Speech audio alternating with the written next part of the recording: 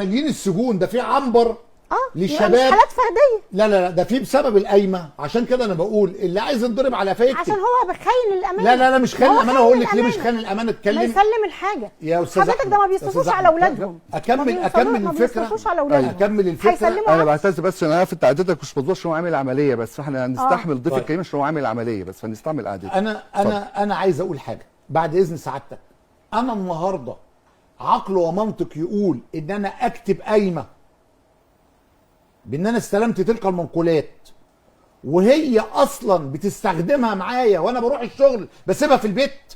طب ما انت امينه عليها، ما انت ممكن تاخديها وتمشي وانا ماضي عليها. ايه ده بيحصل؟ ممكن بيحصل يعني ممكن تاخد الفرش وتنقل يا استاذ احمد خلينا ننتقل لسؤال حضرتك، الاجابه على سؤال حضرتك. انت عارف يعني ايه الزوجه اللي هي بتقول عليها مظلومه؟ انا برضه ما بعممش، تمام، بس انا بوري لك الرجاله معمول فيها ايه، ونص شباب مصر في السجون بسبب القايمه. هقول لك اللي بيحصل في الشوارع مش لاقيه تصرف على اولادها واتسرقت. يا استاذه والله العظيم حضرتك اتكلمتي 3 دقايق او 5 دقايق انا ما قطعتكيش. ايوه ما هي خلينا اكمل الكلام برضه احنا جايين نسمع. لا انا حتى ما كنتش برد. طيب تمام، خليتها تخلص خالص. تمام استاذ احمد، ايوه الزوج تزوج الزوجه، تمام، حصل خلاف الصبح.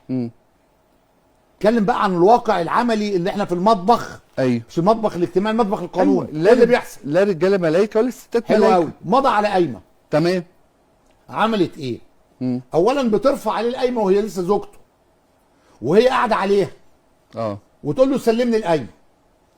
و75 80% ما بيقدرش يهوب بيمه البيت عشان ياخد المنقولات عشان يسلمها لها، ما هي قاعده عليها ورفعها في المحكمه، ويقول له القاضي يا سياده المستشار المنقولات معاها وقاعده عليها وفي بيت ابوها او في بيت بره واخده تمكين او قافله الباب او اهلها بيهددوه. عندها اولاد، عشان عندها اولاد لا تمكين هتربيهم في الشارع. ما هو التمكين ده لما طالبه بقى منه القايمه ليه؟ لما هي قاعده على القايمه. ما فيش واحده بتطلب القايمه لما بتطلق. قايمه بتطلب ليه بقى؟ ما هو التمكين القايمه بتطلب. ما انا عشان كده انا بقول كلام كله انا عايز افهم ليس له علاقه بالواقع. القايمه بتطلبها يا استاذ احمد في اي وقت، مش لازم تتطلق. مش انا المعلومه دي اول مره اعرفها. لا يعني انا لو ماضي على قايمه ممكن مراتي وقع على ذمتي وهي عايشه معايا وبصرف عليها وباكلها وبشربها وبفسحها وبعالجها تطلب القايمه تتحبس لو ما سلمتهاش وهي على ذمتي وهي على ذمتك.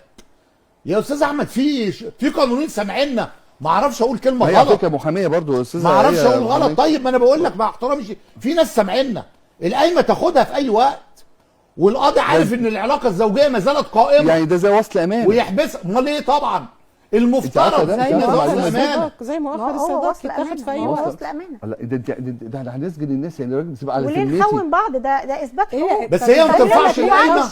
بس هي بذكاء بعض. طب ما احنا كاتبين القايمه من الاول، مخونين من الاول. لا مش مخونين، ده ضمان. هو حضرتك هي هرجع لك هي ما بترفعش القايمه بعد اذن سعادتك. هي ذكيه، ولو مش ذكيه ما هي معاها محامي. لا ده اقل شيء هي عارفاه. هي بتعمل ايه؟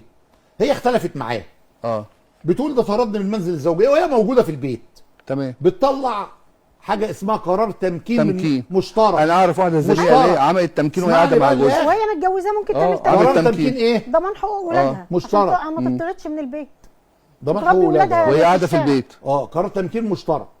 وبعدين بعد كده بتروح رافعه طلاق او خلع بقى اللي هو الغير شرعي ده اللي موجود. طلبت قضيه ترفع عليه قضيه طلاق فعلا. او خلع احنا عايزين نلغي الخلع كمان، نلغي القايمه ونلغي كل بناتنا في الشارع غير شرعي. خلع غير شرعي خالص. وانا قلتها وما زلت بقول. طب استاذ سامي هنسمع بس دكتور ما مش موضوعنا. لا سيبك ده اللي بتحصل على الخلع بالقانون المصري خلع باطل. لا دي بس سيبك من الخلع دلوقتي. بيقول لي في خلع. انا كده دلوقتي يبقى باطل نبقى تمام. مش عايزين